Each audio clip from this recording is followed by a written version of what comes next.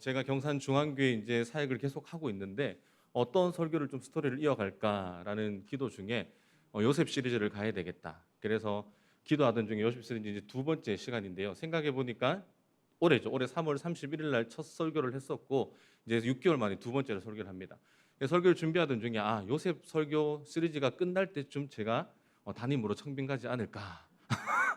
네, 앞으로 요셉 시리즈가 길기 때문에 한 적어도 5년, 6년 동안은 제가 수요일 날 1년에 두 번씩 섬긴다 가정하면 그 정도의 시간이 걸릴 것 같아요. 그래서 이제 우리는 앞장에 나왔던 그 스토리를 이어서 오늘도 말씀을 나누도록 하겠습니다. 우리가 본문을 이해하기 위해서는 6절 말씀을 먼저 읽고 넘어가야 되거든요. 6절 말씀을 제가 읽어드립니다. 주인이 그의 소유를 다 요셉의 손에 위탁하고 자기가 먹는 음식 외에는 간섭하지 아니하였더라. 요셉은 용모가 빼어나고 아름다웠더라. 여러분, 요셉은 절망의 순간, 지난번 설교의 제목이 절망의 순간을 이겨라 뭐 그런 제목이었거든요. 절망의 순간이 이제 지나서 희망이 보이기 시작한 삶이 싹트기 시작합니다. 그런데 여러분, 이 희망이라고 하는 관점을 어떻게 보면 볼품없는 희망 아닙니까? 왜 그럴까요? 요셉에게는 거대한 희망이었지만 우리가 볼 때는 볼품없는 희망입니다. 그 이유가 뭡니까? 요셉은 이제 곧 감옥으로 직행하기 때문이죠. 우리가 읽었던 6절에 보면 보디발의 모든 소유를 요셉의 손에 위탁했다. 그러니까 보디발의 손에 모든 것을 위탁했는데 위탁하지 아니하는 것 한 가지가 있었던 거죠. 그게 뭡니까? 바로 자기가 먹는 음식이었어요. 여러분, 보디발이 먹는 음식은 뭔가 다른가요? 우리랑 뭔가 다를까요? 얼마나 위대한 음식을 먹었길래 그건 안 된다라고 그렇게 이야기했을까요? 아마 여기서 말하는 음식은 자신의 아내를 칭할 겁니다. 사랑하는 성도 여러분, 여러분이 살아가면서 잘생긴 사람 본 적 있습니까? 지나가면서 교육자를 보면서 인사치레로 아이고 잘생기셨네요 이거 말고요. 정말 잘생긴 사람 본 적 있으십니까? 저는 교도소에 있을 때 강동원을 본 적이 있었어요. 바로 앞에서. 강동원이 그때 당시 우행시라고 하는 영화를 촬영하고 있었는데 그때 그가 저희 초소 앞을 지나갈 때 고참과 함께 어떻게 했냐면 연탄으로 사랑해요 강동원 이거 팻말로 적었던 거예요. 연탄으로. 지나가면서 강동원이 지나갈 때 딱 이렇게 보여줬는데 강동원이 차의 문을 딱 내리면서 팔을 이렇게 딱 하면서 한번 씩 보며 웃음을 딱 짓고 가더라고요. 근데 얼굴이 요만하더라고요. 와, 정말 잘생겼구나. 연예인은 다르구나라는 것을 깨달았습니다. 여러분, 잘생겼는데 일도 잘합니다. 잘생겼는데 굉장히 친절해요. 잘생겼는데 거기에다 몸짱입니다. 뭐 하나 빠지는 것이 없어요. 그런데 딱 하나가 빠지는 게 있었는데 그게 뭐냐면 이 사람의 신분인 겁니다. 신분이 뭐예요? 노예였어요. 지금의 시대의 사람이라면 요즘 시대에 뭐 가난한 사람이라고 가정을 한다면 노예이건 가난하건 상관없이 잘생겼으면 만사 오케이예요. 아마 요셉은 용모가 빼어났던 그 이유는 아버지였던 야곱을 닮아서가 아니라 어머니였던 누구를 닮았죠? 라헬을 닮아서였을 거예요. 6절과 7절이 이제 넘어갑니다. 넘어가면서 시간이 얼마나 걸렸을까? 7절에 보면 이렇게 얘기해요. 그 후에 그의 주인의 아내가 요셉에게 눈짓하여 동침하기를 청하니. 여러분, 첫 절에 뭐라고 얘기하죠? 그 후에. 아마 요셉이 가정 총무를 감당한 후라는 말이겠죠. 대략 여러분 이 그 6절과 7절이 넘어가는 그 흐름의 시간 가운데 7년에서 8년 정도의 시간이 흐릅니다. 학자들은 요셉이 감옥에 갇힌 시간을 대략 3년에서 5년 정도로 보고 있기 때문이죠. 7, 8년의 시간이 흐르는 동안 요셉에게 어떤 일이 있었는지 무슨 일이 있었는지 성경은 침묵을 합니다. 침묵한 이유가 있겠죠. 5절에 보면 이렇게 나와요. 여호와께서 요셉을 위하여 그 애굽 사람의 집에 복을 내리심으로. 그러니까 복이 그 집에 요셉이 있을 동안 지금도 요셉이 있으니까 계속 그 복이 7년이 지나도 8년이 지나도 어떻게 하고 있다는 겁니까?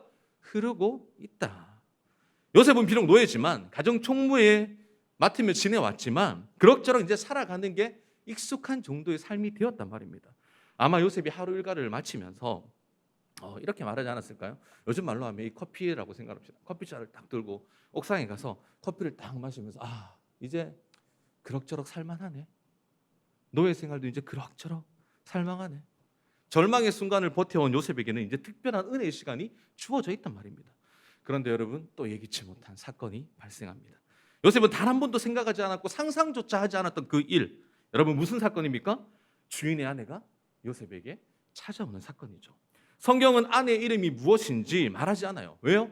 그 아내의 이름이 중요하지 않기 때문인 거죠. 요셉은 단 한 번도 생각지 않았던 그 사건. 우리는 7절의 사건을 보면서 어릴 적부터 유혹에 대해서 굉장히 많은 설교를 들었습니다. 인생의 유혹 앞에서 요셉처럼 이겨내야 합니다. 저도 그렇게 설교를 했던 것 같아요. 요셉에게 찾아온 유혹. 여러분 우리가 요셉의 입장에서 한번 생각해 보자는 거죠. 이게 정말 유혹입니까? 정말 이게 요셉 삶 가운데 찾아온 유혹 맞습니까? 그런데 어떻게 보면 유혹일 수도 있겠다. 이런저런 생각을 막 교차가 되는 거예요. 여러분 요셉의 나이가 이제 막 25세에서 26세 정도가 되었단 말입니다. 건장한 성인이 되었어요. 10대 때의 풋풋함이 남아있는 멋짐이라면 이제 진짜 멋진 남자가 되었습니다. 요셉의 그런 모습을 지켜보던 보디발의 아내에게는 어떤 설렘이 있었을까요? 자신의 욕망을 제어하지 못하는 그녀는 돌발적인 모습을 우리에게 성경을 통해 발견하게 됩니다. 그녀가 요셉에게 어떻게 눈치댔을까요? 사실 요셉이 원래 눈치가 있는 인물입니까? 없는 인물입니까? 눈치가 없는 인물이죠. 형들이 자신을 싫어하는 것조차 알아차지지 못한 그런 인물이었단 말입니다. 그런데 7년의 눈칫밥을 먹으며 자라왔던 그는 이제 눈치의 달인이 되었을 거라고 우리는 예상할 수가 있죠. 어느 날 보디발의 아내를 보는데 굉장히 눈빛이 이상한 거예요. 눈에 먼지가 들어갔는지 자꾸 한쪽 눈을 지그시 감으면서 요셉에게 이상하게 쳐다보는 겁니다. 요셉이 그 멀리 저기 떨어져서 그 모습을 보면서 어떤 상상을 했겠습니까? 저 아줌마가 왜 저러지? 허허, 미쳤나? 이런 생각을 하지 않았을까요? 저는 그렇게 생각했을 것 같아요. 요셉의 이야기지만 여러분 그러니 요셉의 이야기만 들은 청중의 입장, 우리 입장에서만 보면 간단하게 넘어갈 수 있는 상황이에요. 그런데 요셉의 입장에서 생각해 보면 결코 이 문제는 간단한 문제가 아닙니다. 이 유혹 앞에 이 유혹이 얼마 동안 지속되었는지 우리는 알 수가 없습니다. 매일 밤 요셉을 혼자만의 시간을 보내면서 이제 그럭저럭 살만하네 이렇게 회상하고 있던 그가 그런 휴식과 쉼의 시간을 누렸는데 이제 그 휴식과 쉼의 시간이 무슨 시간으로 바뀝니까? 공포와 두려움의 시간으로 바뀌기 시작하는 거예요. 요셉이 혼자 옥상에 가서 무슨 생각을 했을까요? 우리가 아는 요셉은 이 상황 속에서도 분명히 기도했을 겁니다. 그래서 그가 기도를 통해 얻은 지혜가 있는데 바로 10절 말씀이에요. 우리 함께 10절 말씀을 읽도록 하겠습니다. 시작. 이 여인이 날마다 요셉에게 청하였으나 요셉이 듣지 아니하여 동침하지 아니할 뿐더러 함께 있지도 아니하니라. 아멘. 요셉은 여기서 두 가지 선택을 합니다. 하나는 뭐예요? 듣지 아니하는 것이고 하나는 함께하지도 않는 것. 10절에 보면 그 여인이 날마다 그녀가 말을 했다, 유혹했다라고 얘기를 하죠. 이것은 뭡니까? 곧 집착인 거예요. 스토크 수준의 집착입니다. 왜 여러분 그런 성격 있지 않습니까? 우리 주변에 내가 마음먹은 것은 반드시 해야 돼. 무엇이든지 가져야 하는. 그녀는 요셉을 가지기로 마음먹었단 말이에요. 이 대목에서 우리가 성경을 통해 알 수 있는 사건이 있죠. 사무엘하 13장에 보면 다윗의 아들 암논과 다말의 사건이 나와요. 다말은 압살롬의 누이였거든요. 암논에게 결코 범해서는 안 되는 그런 성욕이 생긴 겁니다. 엑셀을 밟았어요. 엑셀을 밟고 가다 보니까 브레이크가 말을 안 듣는 겁니다. 결국 브레이크 없이 사건이 터지게 된 거죠. 그리고 나서 성경은 뭐라고 얘기합니까? 사무엘하 13장 15절에 보면 이렇게 얘기합니다. 그리하고 암논이 그를 심히 미워하니 이제 미워하는 마음이 전에 사랑하던 사랑보다 더한지라. 암논이 그에게 이르되 일어나 가라 하니. 자신의 욕구를 채운 암논이 지금 뭐라고 얘기합니까? 그를 심히 미워한다. 이제 미워하는 마음이 전에 사랑했던 마음보다 더 크다. 여러분 이게 사랑일까요? 발정나서 주체하지 못한 자신의 사랑이라는 말로 포장하고 있는 말 아닙니까? 결국 보디발의 아내도 마찬가지입니다. 자신의 가진 힘으로 짓누르고 짓밟는 이런 행동에 힘없는 자들은 꼼짝없이 당해야만 하는 그런 세상 속에서 우리도 지금의 세상 속에서 살아가고 있단 말이에요. 여기서 우리가 생각해 볼 게 있죠. 우리는 우리가 가진 힘을 통해서 얼마나 연약한 자들을 짓밟고 살아오셨습니까? 여러분이 짓밟지 않았다고 한다 할지라도 그들에게 얼마나 상처를 주며 살아오셨냐 말입니다. 요셉은 그런 유혹 앞에 귀를 닫았어요. 그리고 그녀와 둘이 있는 것 자체를 피했단 말입니다. 세상으로부터 오는 그 유혹에 요셉은 귀를 닫았고 세상으로부터 오는 그 유혹에 음란에 자신의 삶을 방관하지 않았던 인물이 바로 요셉입니다. 요셉이 이렇게 할 수 있었던 이유가 무엇입니까? 요셉이 하나님과 함께하는 삶을 살았던 인물이기 때문이죠. 성경이 이렇게 얘기하죠. 하나님이 요셉과 함께 하셨다. 여러분 이 말을 뒤집어서 읽으면 어떤 말이 됩니까? 요셉도 하나님과 함께 했다. 하나님의 사람에게는 시대가 아무리 변해도 갈 수 없는 길이 있어요. 가면 안 되는 길이 있단 말입니다. 요셉은 힘들게 쌓아 올린 자신의 신의를 지금 버릴 수 없었습니다. 그가 가진 신의가 어떤 신입니까? 주인에 대한 신의였겠죠. 그러나 주인에 대한 신의보다 더 큰 신의가 뭐였냐면 하나님 앞에서 내가 죄를 지을 수 없다라고 하는 그 신의가 요셉에게는 가장 컸던 겁니다.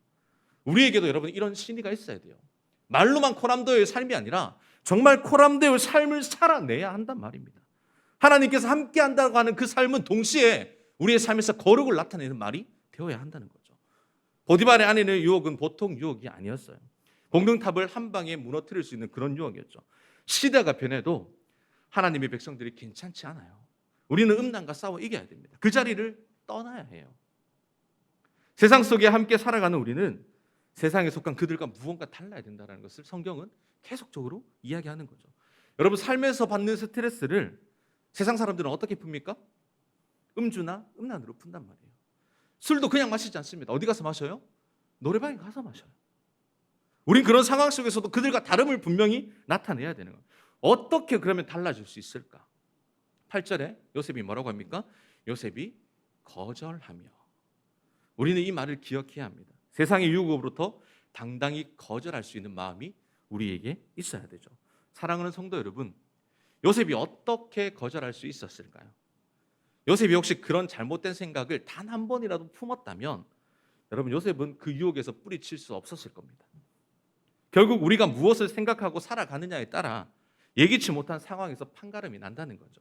보디발의 아내를 볼 때마다 욕망을 품고 봤어요. 보디발의 아내는 요셉을 볼 때마다 욕망이 있었단 말입니다. 욕망이 뭡니까? 제 행동은 마음의 욕망으로부터 나오거든요. 그래서 야고보 기자는 이렇게 얘기하죠. 오직 각 사람이 시험 받는 것은 자기 욕심에 끌려 미혹됨이니 욕심이 잉태한 즉 죄를 낳고 죄가 장성한 즉 사망을 낳느니라. 먼저 마음에 뭐가 들어온다고요? 죄가 들어와요. 그러고 나서 삶으로 내뿜는 에너지가 강하니까 우리는 넘어질 수밖에 없는 거죠. 요셉은 보디발의 아내를 볼 때마다 욕망이라는 단어를 한 번도 품은 적이 없는 인물입니다. 요즘 우리가 살아가는 시대는 어떻습니까? 주체할 수 없는 그 욕망의 시대, 욕망이 가득한 시대를 살아가고 있지 않나요? 그런 시대에 우리가 단 한 번이라도 욕망을 품고 살아갈 때 이런 유혹 앞에서 우리는 넘어질 수밖에 없습니다. 우리는 그렇게 연약한 존재란 말이죠. 저도 마찬가지예요. 그래서 우리는 혼자 있을 때를 조심해야 합니다. 다른 사람과 함께 있으면 되도록이면 욕망을 품지 않습니다. 그런데 혼자 방치된 그 순간, 갑자기 찾아오는 그 욕망의 순간을 우리는 이겨내야 한단 말입니다. 저도 언제 넘어질지 모르거든요. 그래서 저는 웬만하면 혼자 있지 않습니다. 제가 연약하다라는 것을 알기 때문이죠. 요셉도 혼자 있는 상황을 대처했던 것 같습니다. 그래서 그가 결심했죠. 그가 결심했던 것이 무엇입니까? 절대 혼자 있지 않겠다. 그렇게 요셉은 결심합니다. 10절 말씀을 다시 읽도록 하겠습니다. 읽습니다. 시작. 여인이 날마다 요셉에게 청하였으나 요셉이 듣지 아니하여 동침하지 아니할 뿐더러 함께 있지도 아니하니라. 아멘. 요셉은 어떤 상황이 와도 어떻게 해요? 혼자 있지 않겠다고 다짐을 하죠. 그러나 그가 아무리 다짐을 하고 결심을 하면 뭐합니까? 보디발의 아내의 욕망이 그 다짐보다 더 한 수 위였던 겁니다. 11절 말씀을 이렇게 얘기합니다. 그러할 때에 요셉이 그의 일을 하러 그 집에 들어갔더니 그 집 사람들은 하나도 거기에 없었더라. 제가 지난번 3월 31일 날 요셉의 하인들이 몇 명 정도 될 거라고 이렇게 이야기를 한 적이 있었는데요. 아마 요셉의 하인들은 수백 명 정도가 있었습니다. 학자들의 견해에 의하면 그 정도의 숫자가 있었다는 거죠. 그렇게 많은 하인들이 갑자기 그 공간에서 사라진다? 여러분, 누가 그랬을까요? 누가 갑자기 그 공간에서 수백 명의 하인들을 사라지게 만들었을까요? 이처럼 이 여인의 욕망은 요셉이 생각했던 것을 훨씬 뛰어넘어요. 정도가 이미 지나쳤단 말입니다. 요셉이 그 집에 들어갔는데 이상한 거예요. 기분이 싸한 겁니다. 하인들의 관리하는 역할을 누가 했죠? 요셉이 했어요. 지금 이 시간에 이 하인들이 어디에 있어야 되는지 요셉의 머릿속에 있단 말입니다. 그런데 아무도 보이지 않네요. 집에 들어갔는데 느낌이 이상한 거죠. 아차 싶었을 겁니다. 12절 말씀에 이렇게 얘기하죠. 그 여인이 그의 옷을 잡고 이르되 나와 동침하자. 그러나 요셉이 자기 옷을 그 여인의 손에 버려두고 밖으로 나가매. 요셉이 이런 급박한 순간에 갑자기 생각해낼 수 있는 건 단 하나였죠. 여인의 손에 뿔을 치고 옷을 던져버리고 도망가는 거였습니다.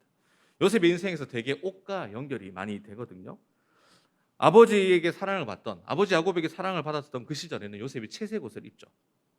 그리고 노예로 팔려가는 그 순간 그 채색 옷이 벗겨집니다. 보디발의 집에서는 가정 총무의 옷을 입었지만 아내의 유혹을 받는 그 순간 그 옷이 벗겨져요. 훗날 애굽의 총리가 되었을 때 바로가 그에게 세마포 옷을 입혀줍니다. 그래서 사랑하는 성도 여러분, 우리의 인생에서 우리가 걸치고 있는 옷이 벗어진다 할지라도 하나님께서 다시 우리에게 다른 좋은 옷으로 입혀주실 줄 믿습니다. 할렐루야. 유혹 앞에 지금까지 입고 있는 옷이 아까워서 소중히 여기면 이 옷 건져야지라고 생각하는 인생이 아니라 가감히 이런 더러운 옷을 던져버릴 수 있는 여러분들의 삶이 되기를 간절히 소망합니다. 아멘. 그것을 잡고 있는 여인은 굉장히 허무했을 거예요. 시대적 상황도 있었겠지만 이 시대에 주인은 하인들을 함부로 대할 수 있었습니다. 아마도 이런 사건이 비일비재했을 거란 말이에요. 되게 이런 관계는 마음만 먹으면 아무렇지 않게 할 수 있는 그런 주인과 종의 신분이었단 말입니다. 그런데 감히 노예 주제에, 감히 노예가 그 여인의 자존심을 건드린 거죠. 자신이 계획한 그 한 모든 순간을 무너뜨렸습니다. 동침하고자 하는 마음이 이제는 어떻게 변합니까? 죽이고자 하는 마음으로 변해요. 14절 말씀입니다. 제가 읽을게요. 그 여인의 집사람을 불러서 그에게 이르되 보라, 주인이 히브리 사람을 우리에게 데려다가 우리를 희롱하게 하는도다. 그가 나와 동침하고자 내게로 들어오므로 내가 크게 소리 질렀더니. 여인이 집사람들을 막 부르기 시작합니다. 아마 자신의 하인들을 전부 다른 곳으로 보냈기 때문에 없단 말이에요. 그럼 여기 나온 그 집사람들은 누굽니까? 보디발의 집을 지키던 경비병들이었을 겁니다. 그 여인의 말투가 바뀌었어요. 눈짓하면서 달콤하게 요셉하던 그 여인이 이제는 사나운 짐승처럼 달려들기 시작하는 거예요. 그러면서 자신의 잘못이 아니다, 이것은 전적으로 누구의 잘못이다? 보디발의 잘못이다라고 이야기를 하는 거죠. 그리고 사람들의 동조에 힘을 입어 어떻게 그 여인이 말합니까? 자신만 희롱한 게 아니라 어떻게 해요? 우리에게 이 종이 희롱했다라고 그렇게 이야기하는 거죠. 이렇게 말한 이유가 뭡니까? 요셉이 17세에 이곳에 들어와서 가정총무의 직위를 맡습니다. 그러니까 거기에는 요셉에 대한 불만을 가진 하인들이 있었을까요? 없었을까요? 분명히 있었을 거예요. 그 이야기도 이 주인이 들었을 거란 말입니다. 그러면서 이제는 자신의 잘못이 아니라 전적인 요셉의 잘못으로 몰아가고 있던 거죠. 거기에 동조하는 사람들도 있었을 거예요. 이 말은 요셉이 동침하고자 하는 그 욕망을 뛰어넘어 이제 죽이고자 하는 그 복수심이 더 커졌음을 우리는 알 수가 있습니다. 죄가 잉태한 거예요. 이제 사망에 이르게 된 겁니다. 저는 여기서 요셉의 입장에서 우리는 성경을 보았으면 좋겠어요. 사랑하는 성도 여러분, 요셉이 어떤 심정이었을까요? 사실 요셉은 이 유혹을 이겨도, 이 유혹을 져도 결론은 똑같습니다. 그가 무엇을 선택하든 그 선택의 결과는 죽음이에요. 그래서 오늘 설교 제목이 뭡니까? 나는 죽음을 선택했다. 아내의 유혹을 뿌리치면 뭐하냐고요. 유혹을 이겨낸 결과가 결국 죽음이란 말입니다. 만약 요셉이 아내의 유혹을 선택했다면 그 결과는 어땠을까요? 하나님 앞에서 물론 죄를 지었겠죠. 그리고 시간이 지나면 주인에게 발각될 거란 말입니다. 그렇게 되면 그 결과도 결국 죽음이에요. 요셉은 이것을 선택해도 죽고 저것을 선택해도 죽는 상황이란 말입니다. 그 상황을 요셉은 알았던 겁니다. 요셉에게 아내가 찾아오는 그 순간부터 요셉은 밤마다 생각을 했을 거고 머릿속에서 시뮬레이션도 그려봤을 거예요. 이걸 선택해도 저걸 선택해도 죽는다면 요셉은 그냥 이렇게 죽기로 선택한 거예요. 그가 선택한 것이 무엇입니까? 하나님 앞에서. 나의 삶을 아시는 하나님 앞에서 죄를 지을 수 없다고 하는 그의 신념이 그의 인생의 가치를 증명하고 있는 삶이 드러나는 거죠. 요셉은 홀로 옷이 벗겨진 채로 어디서 무엇을 하고 있었을까요?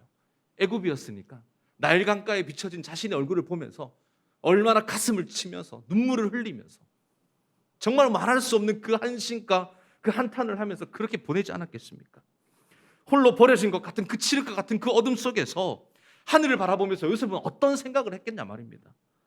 정말 치열한 현장에서 열심히 살아왔는데 다른 사람 피해주지 않고 정말 선을 행하며 하나님의 일을 드러내면서 열심히 섬기며 살아왔는데 만약 저라면 굉장히 큰 자괴감에 빠졌을 것 같아요.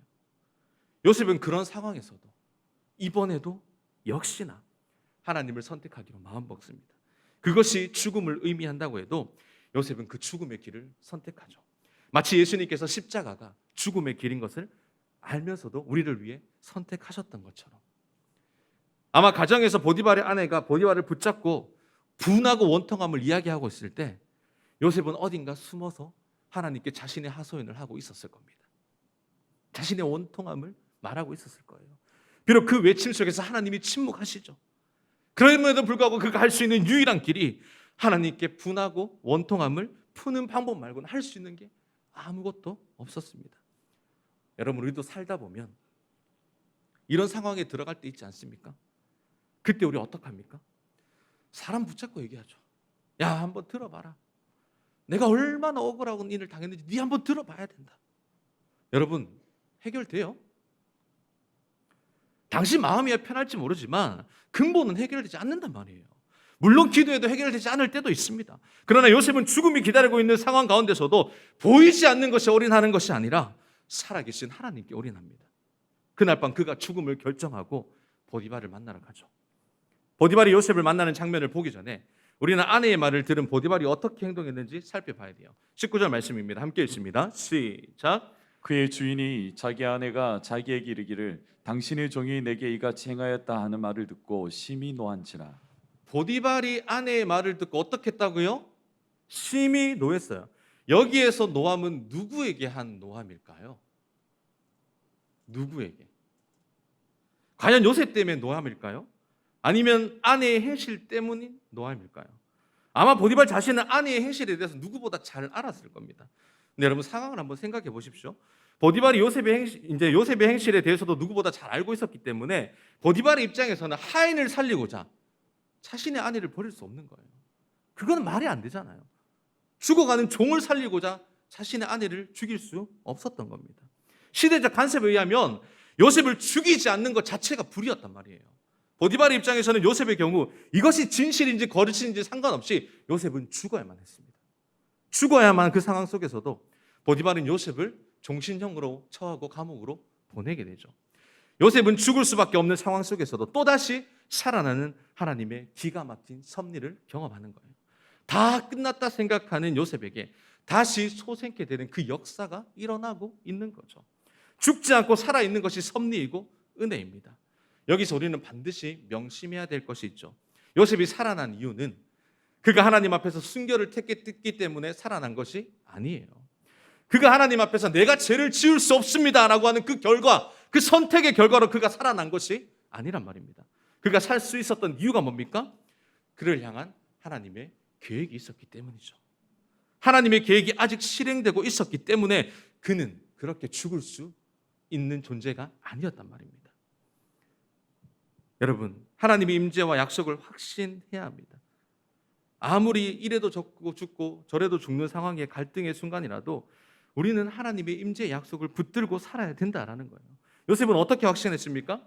요셉은 선택의 기로에서 여러 가지 생각을 했을 거란 말입니다. 그가 생각이 나은 결과 어쩔 수 없는 선택의 결과라면 그는 하나님을 선택하기로 한 거예요. 그의 선택의 비장함이 느껴지죠. 9절 하반절 말씀 보면 이렇게 얘기합니다. 내가 어찌 이 큰 악을 행하여 하나님께 죄를 지으리까? 하나님께 인생을 맡기기로 했기에 내가 하나님께 죄를 지을 수 없다라고 하는 이 고백을 요셉은 할 수 있었던 거죠.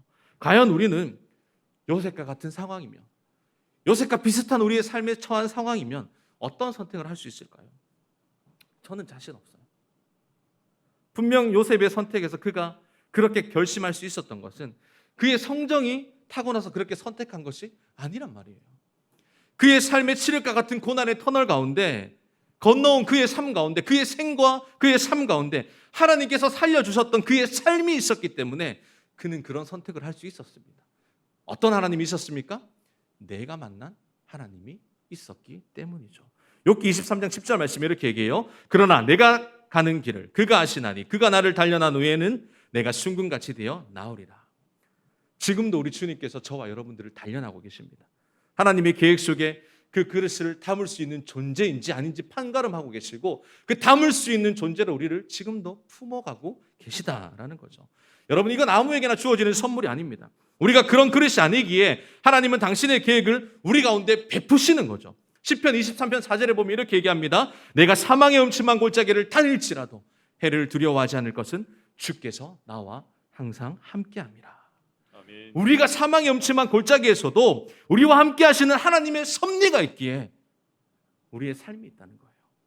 이 섭리를 믿는다면 우리 삶 속에 매일매일 찾아오는 그 유혹 앞에 여러분은 무엇을 선택하며 살아가시겠습니까? 보디발이 그를 감옥으로 보내는 것은 그가 요셉을 지켜준 게 아니에요.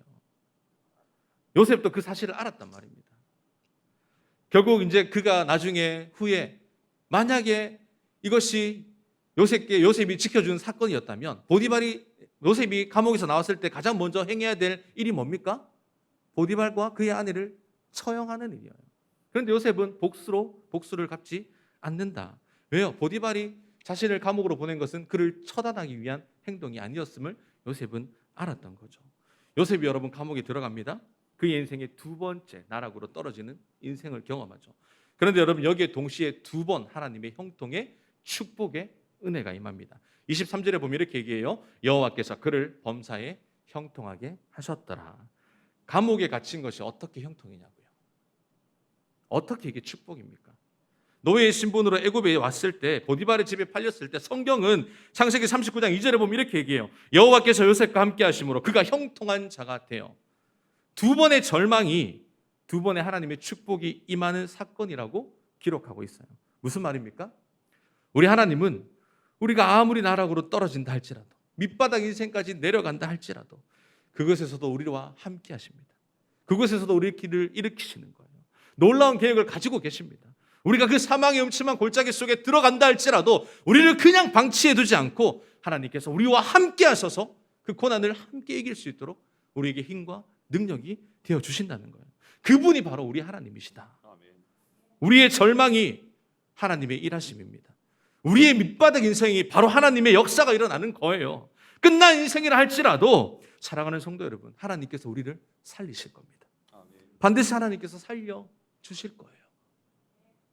우리를 그냥 그렇게 끝내지 않으신단 말입니다. 우리가 요셉과 같이 않아도 괜찮습니다.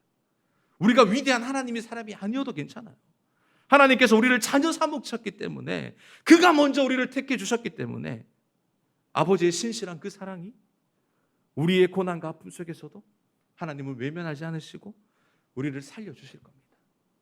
반드시. 여러분이 직면하고 있는 크고 작은 어려움들이 있습니까? 코로나 시대에 가히 말할 수 없는 그 흑암 가운데 걸어가시는 분들이 있습니까? 우리는 그렇게 기도하잖아요. 하나님, 이 고난이 오기 전에 나를 살려주옵소서. 그런데 우리의 기도에 응답이 없이 우리는 고난 속에 들어갑니다. 그러면 그때 뭐라고 고백합니까? 왜 하나님 나를 버리셨습니까? 그런데 사랑하는 성도 여러분, 하나님이 우리를 버린 적이 단 한 번도 없습니다. 하나님은 그 고난 속에 함께 들어오셔서 그 고난 가운데 우리를 보호하시는 분이 바로 저와 여러분들의 하나님이십니다. 그 감옥이 여러분 어떤 곳이었을까요? 20절에 이렇게 얘기하죠. 그 옥은 왕의 제수를 가두는 곳이었더라. 이 감옥이 어떤 곳이라고요? 왕의 제수를 가두는 곳. 이 감옥은 왕의 친위 대장 보디발이 관장했죠. 창세기 40장 3절에 보면 이 감옥이 보디발의 집 안에 있었다, 그렇게 얘기를 하거든요. 일반 감옥과는 다른 감옥이에요. 여기서 우리가 발견할 수 있는 진리는 우리가 어떤 자리에 앉아 있는 게 중요한 것이 아니라 어떤 자리에서 빛을 발하는가가 중요합니다. 요셉은 감옥에서도 빛나는 인생을 살아가요. 바로의 측근들이 지켜야 했던 간수장들이 어떤 사람이었습니까? 그들도 보통 사람이 아니었단 말입니다. 요셉의 이야기를 계속 듣다 보면 일반 사람, 보통 사람, 평범한 사람들을 만나지 않아요. 왜 그렇습니까? 앞으로 요셉이 만나야 될 사람들이 보통 사람들이 아니기 때문이죠. 성경은 참 재미난 표현을 사용하거든요.